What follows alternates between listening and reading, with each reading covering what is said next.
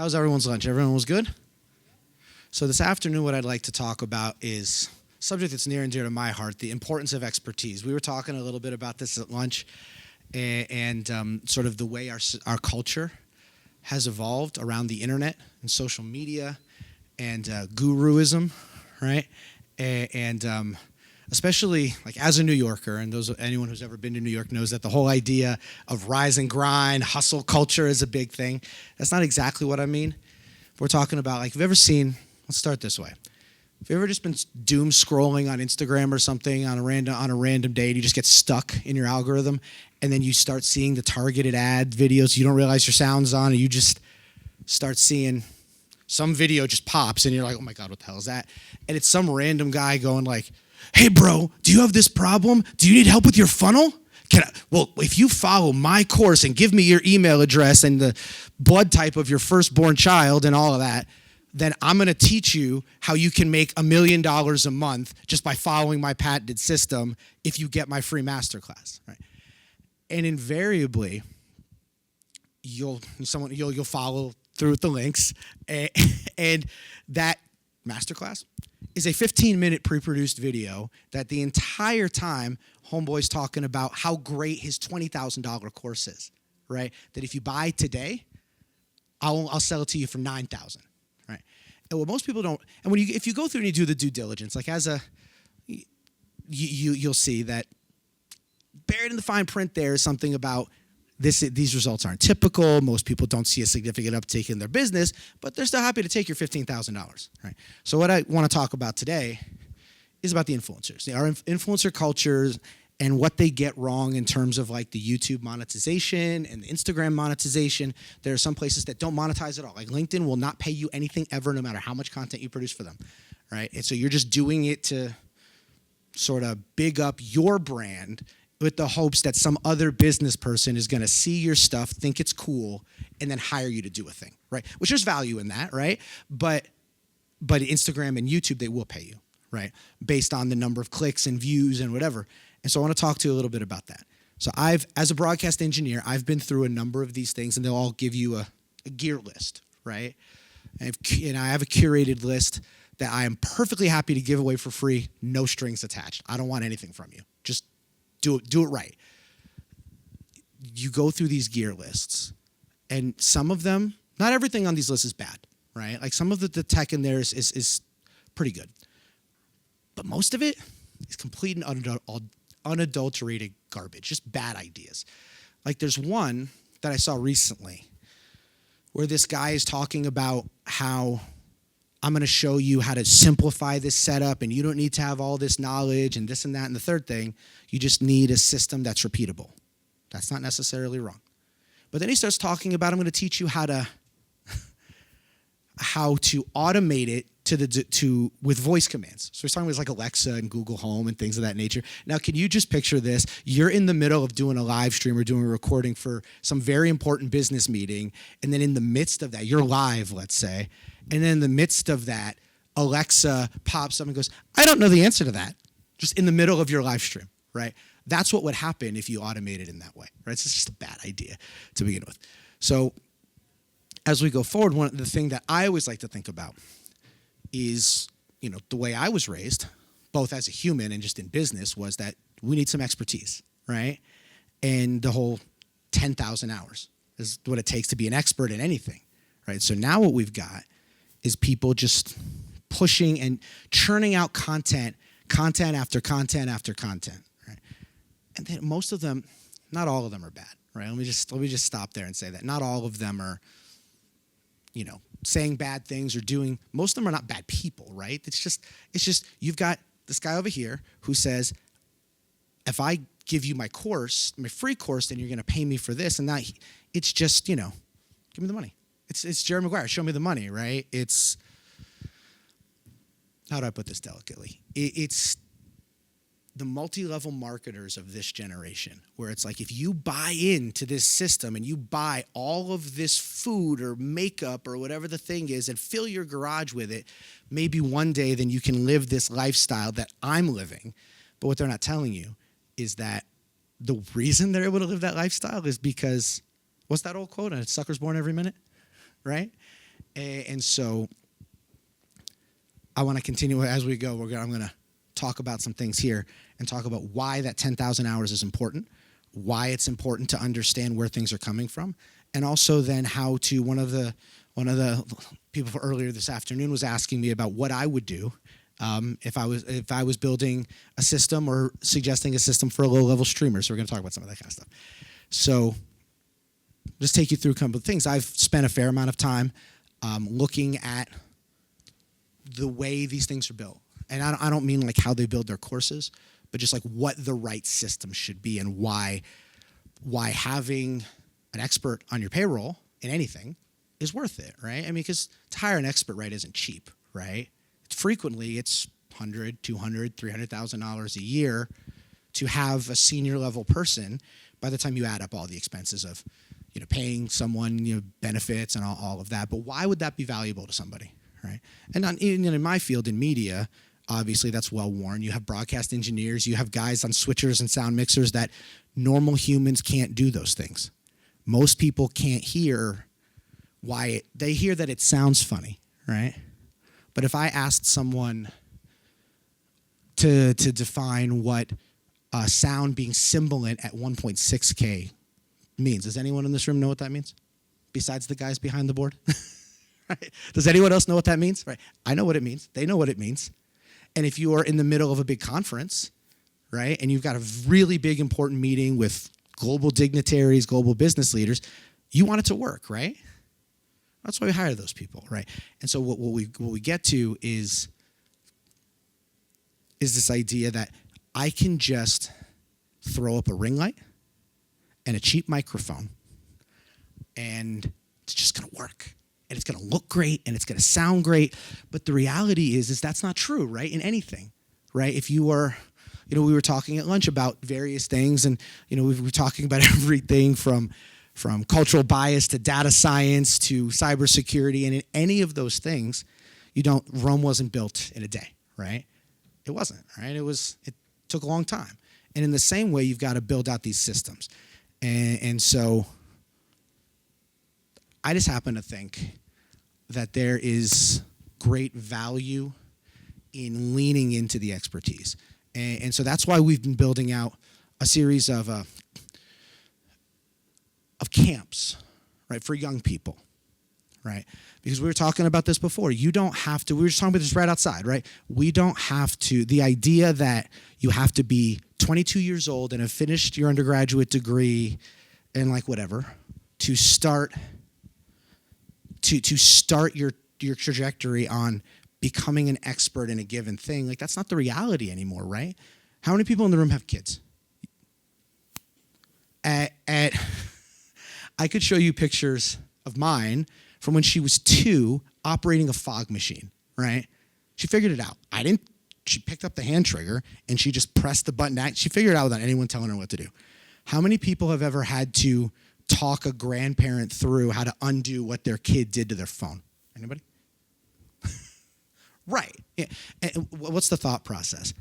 It's that the children that are growing up with a new technology, something that appears new to us or grandparents or whatever, they are natives to that technology. So we can start so much earlier in moving towards that 10,000 hours.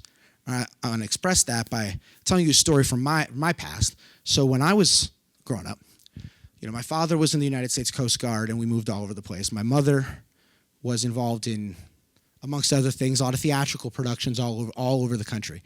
And some of them were very high level. Some of them were a little more than community theater, right?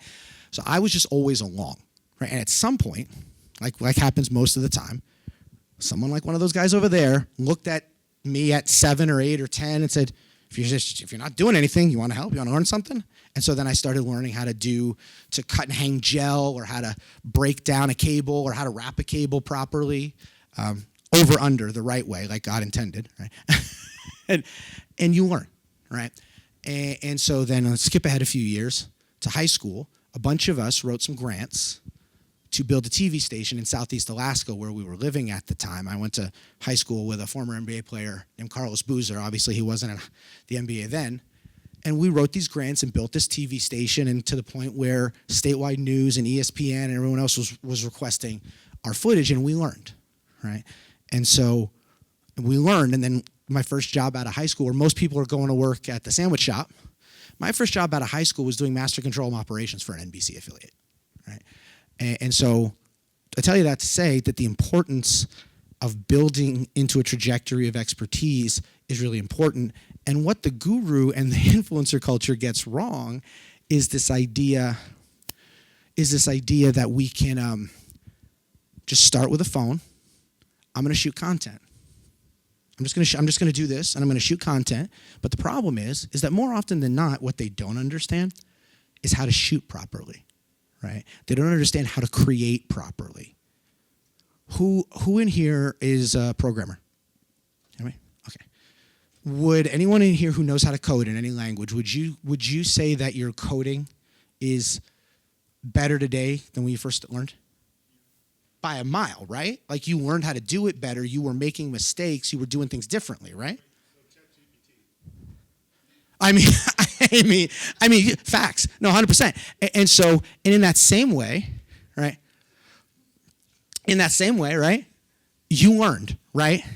And that's a salient analogy because that's exactly the same kind of thing we're talking about. If I just do this bare minimum, I can feed it into ChatGPT or Gemini. This guy, no, no, but right, that's exactly what happens. Is you get some guy out there that pops up on your screen and going like, "Do you want to make this much money? Well, if you just buy my course and it's this $29 light and this $30 microphone," and I can promise you that microphone's going to sound like unadulterated garbage because at $30 anything, no matter whether it's a microphone or a camera or anything. I'll put it this way. I say to people all the time when there's sticker shock, it's like you don't get Mercedes performance at Kia prices. You just don't. It's just a fact of life, right? Anything, if you, maybe not anything because Starbucks coffee is pretty terrible, but and it's some of the most expensive coffee on the planet, right? But aside from that, generally speaking, you get what you pay for, right? And so what I see happening a lot, which is what I'm trying to build systems and some trainings to get around to help us societally do things differently, is this idea that you're going to get something for nothing, right? Because you're not, right? Because that guru still wants you to pay them $10,000 to look at a month's worth of pre-recorded videos, right? And so, we just have to continue to build that out, right?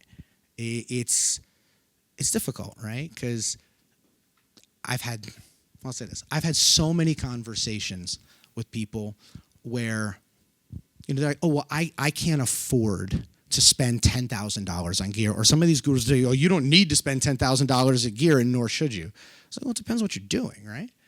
Like, I'll give you an example. How many iPhone users in the room? Most of you. Okay. Have you ever tried to send a picture or video to uncircumcised Philistine, an Android user? And it comes out terrible, right? Why? Okay, but why? Do you know why? Ding.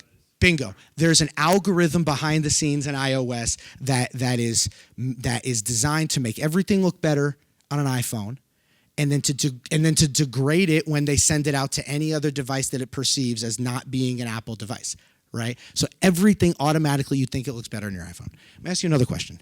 When you watch the news, have you ever seen like cell phone footage, like something happens in town, the police show up, whatever, and they have the cell phone footage up there? Why do you think that they don't take that video that was allegedly shot on a 4K sensor, right, and just upscale it? Why? Anybody? Well, that's a much longer and more nuanced conversation that probably should be had at the bar later. The reason that they don't do it is cell phone footage does not upscale well.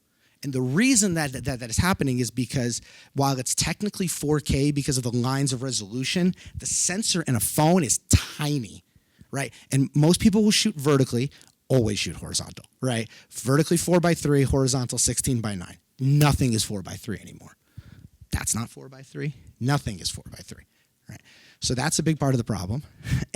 But also the reason is that the footage doesn't upscale well because of the sensor size. It's very, very small. Right? It's not cell phone footage. That the cameras and the sensors, etc., were not designed for you to view it on anything other than a phone. Right? There's a reason that when you go to Hollywood, you go to any broadcast environment, even though there are tools where I could broadcast my video using NDI or SRT or some of these other algorithms out of the phone to the broadcast system, people don't do that. You'll see a GoPro or something, or you see a small little box camera that has a full NDI output that has a proper sensor on it, because that's designed for that. The phones are not, right? So it's not designed that way. And so unfortunately, what happens is people start building things out. They want to become an influencer. So I'm going to do this, and then everything is going to be here, right? I don't know, maybe I'm old, but sometimes when I'm back home in New York and I see people doing that, I really have to resist or just slap the phone out of their hand, right? Because, I mean, call me a New Yorker, but it's because that you're doing all of that and you're constantly in there and you think that you're doing something. But the reality is that the amount of views that it takes to go viral is a lot, right? And the amount of views you have to get any level of monetization out of YouTube is also significant. And one of the things that I'm talking on the side, I talk about a lot, is who knows who Mr. Beast is? Right? He is consistently either the number 1, number 2, or number 3 highest earning YouTuber in the world every year for like close to a decade, right? His content is shot in a way that makes it seem like it's only him. Who here thinks that it's only him doing that? Anybody? No, nobody, right? Everyone has common sense about that and realizes that there's editors and sound guys and graphics people and a whole crew of people, right? But what's happening is that you see all the AI stuff. AI is what's driving this. Like everything else in the world right now, AI is driving literally everything. Is that you have these companies who are going to say, okay, if you use this AI video creation tool, or if you get my masterclass, or if you do this, that you can make that money. But Mr. Beast has been around for 15 years? Incrementally building his platform and getting more followers and getting more viewers. That's why he can consistently put stuff out and 2 million people see it the second he turns it on, because he's built a platform, right? That's what people need to do. That's what we need to do with the expertise piece of this. The problem with the guruism is that they're telling you that you can have that by just following my course, and within a month you're going to be making all this money. Right? Same thing with who's familiar with the Ryan's World kid.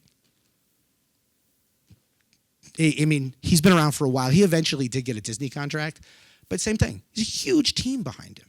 It's a huge team of production experts who are doing all of that for him. Right?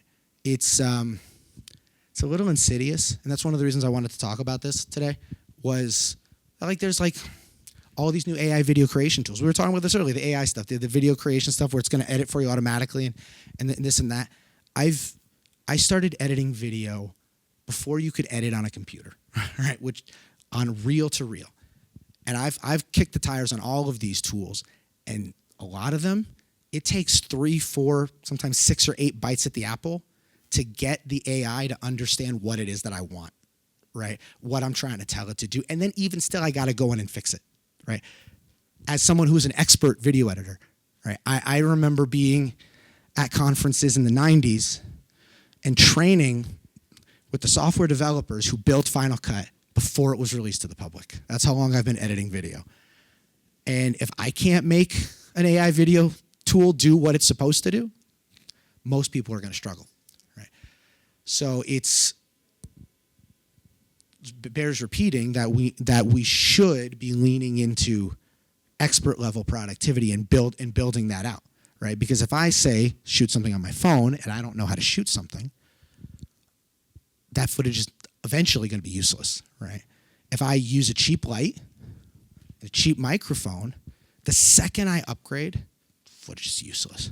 You can barely use it now, right? It's, I don't know, maybe everyone in this room wouldn't have been aware of this, but there was in the 90s, there was some footage that was found from Steven Spielberg's first film. He was like 12. Right, his parents had bought him an old movie camera, and he just started shooting. The camera sucked; it was terrible. But the actual shots were fantastic. You could see a budding genius, right? It doesn't always have to be about the gear, right? In anything, right?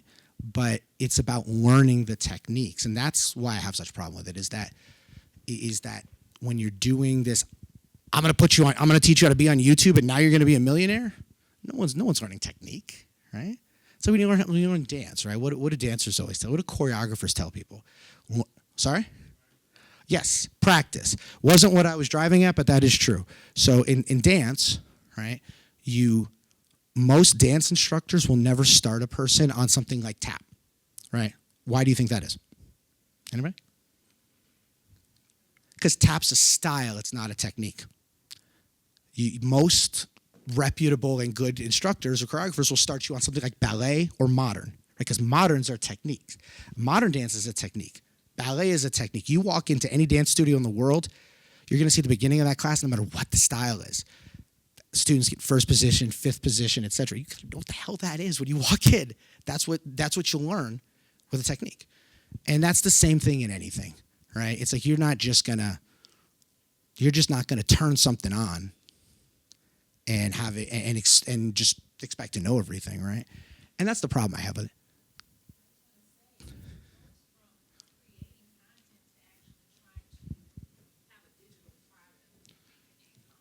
Sure.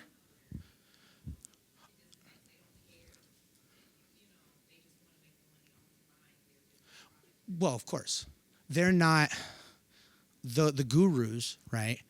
Their goal isn't like you're a number to them ultimately, right? Like so many things in life, your goal isn't to their goal isn't to necessarily teach you anything. What they're doing is you're paying them and they're giving you access to pre-recorded stuff, right? That they're selling to any number of people, right? And there's absolutely a place for that in this world. I mean, Coursera and Udemy and all these places make a good profit off of people who know teaching a course or LinkedIn Learning. There's lots of places you can go over that kind of stuff. People who know teaching you a thing that you would like to know. The difference is that in guru culture versus someone who is a tenured professor somewhere, right, or is a senior subject matter expert in whatever their field is and has a 15-year career track record to back up what the heck they're telling you, is you have gurus who are telling you you don't need to buy this microphone and a broadcast microphone and a cloud lifter and a soundboard. I mean, anyone who knows sound knows how ridiculous that assertion is, right? Because the preamps are what matter. You have a good quality microphone, but if the preamps are terrible, it's still going to sound bad. It might not sound as bad as you would expect, but it's not going to give you that rich broadcast radio-like sound where you going back and from a New York area guy from back in the like a Don Imus or somebody, right, who had like a nice rich baritone and you could actually hear the nuance in his voice. You're not going to get that with just a random microphone. There's one particular guy that I'm aware of where he recommends you don't do any of that and you just buy a Sennheiser microphone, an MKE 400, which is a very nice microphone. It's a $400 microphone.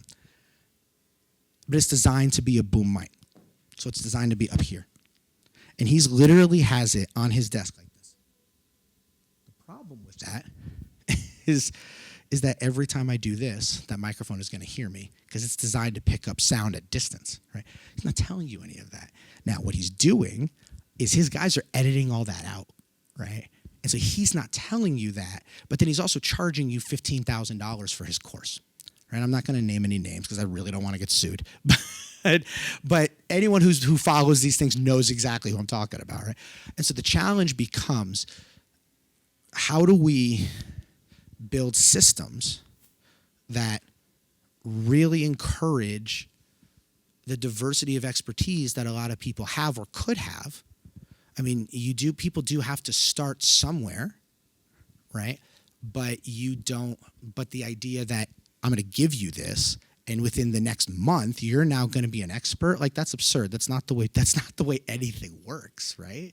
Nothing in life has ever worked that way.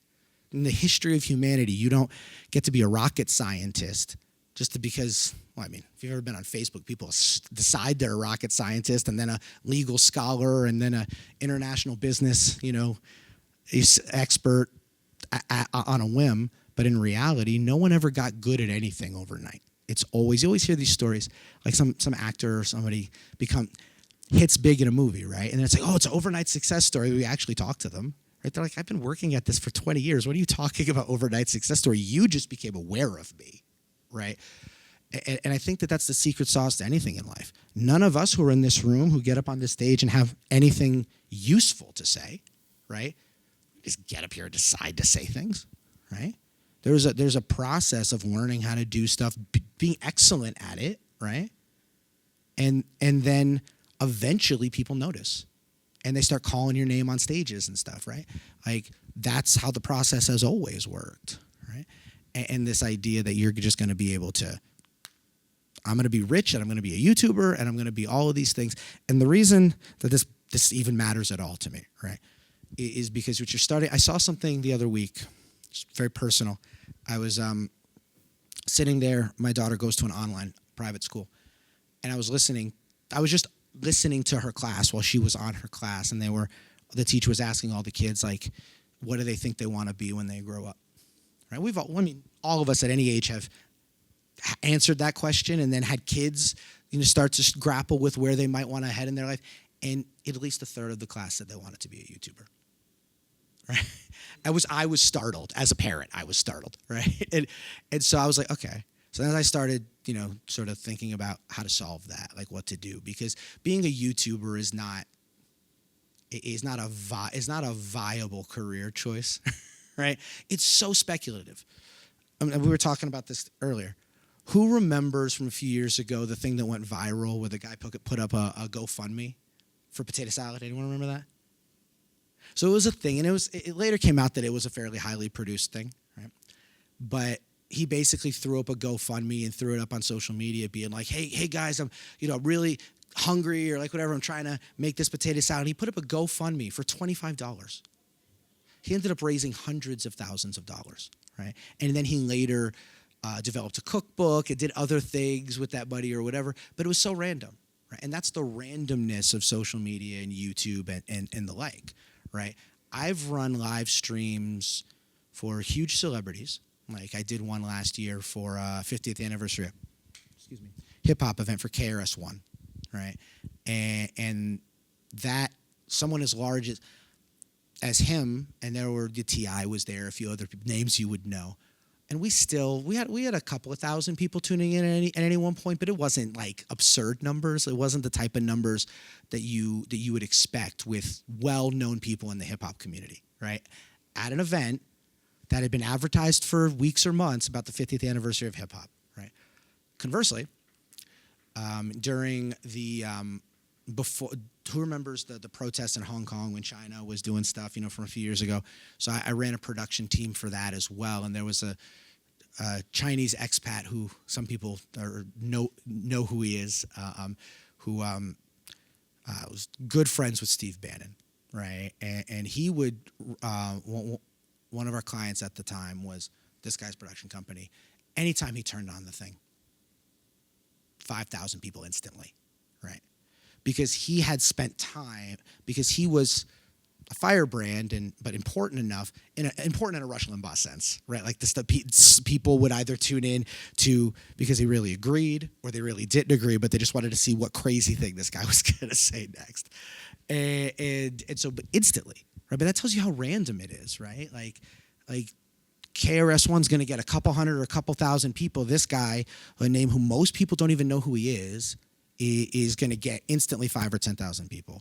And so that's why it's important to like, I feel like, to build out these trainings and to teach both young people and not young people how to do these things properly, so that they not only that they learn how to do the thing, right? How to be a cinematographer, how to be a good video editor, how to be a good audio engineer, but that leads into every other aspect of life, right? Like as a lighting designer, right?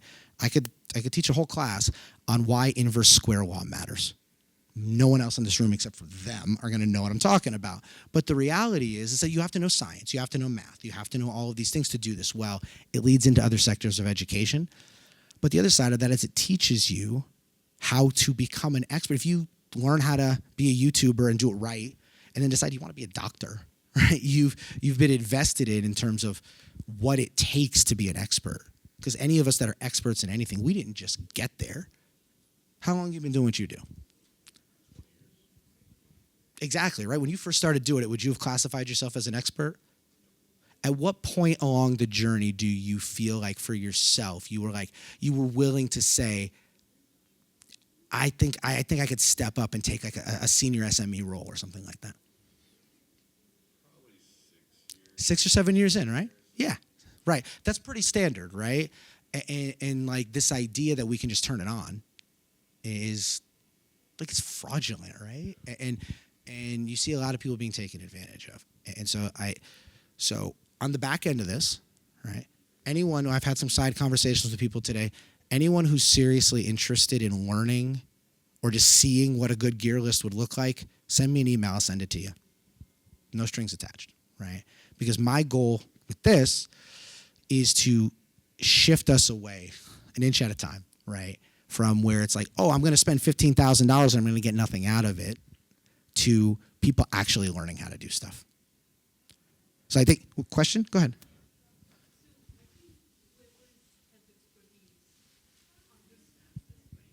Right. Young kids think that they can be YouTubers and earn a lot of money. And what you're saying, I think everybody connects with. Right. But the awareness in the schools or the education system, is there something that, that should be there in the schools so that they can be taught what is real career versus influencer, which has spikes, and then you're done? Right. There has to be some solution. I think we all. Well, it's not, what you're suggesting, right, is that it's not sustainable, right? Like you're going to create whatever content, you might make some money at some point, and then you might not, right? What you also described is the life of a consultant as well, right? Where it's like, bing, okay, now I'm broke for the next 3 months, bing again. And so, I mean, there's certainly, we've learned, sales too, feast or famine, right? But to that end, how do we solve it, right? Is my company is actually, we're launching a series of, like I said earlier, of camps for young people in the New York area to teach them not only these skills, but the thought processes and the critical thinking behind that. So if that's something that anyone would be interested in knowing more about, connect with me and I'll be able to get you that information. Any other questions before I run away? Nope. All right. Put that back for you. Thank you so much for that valuable information. I know who I'll be reaching out to when I'm ready to start my YouTube channel.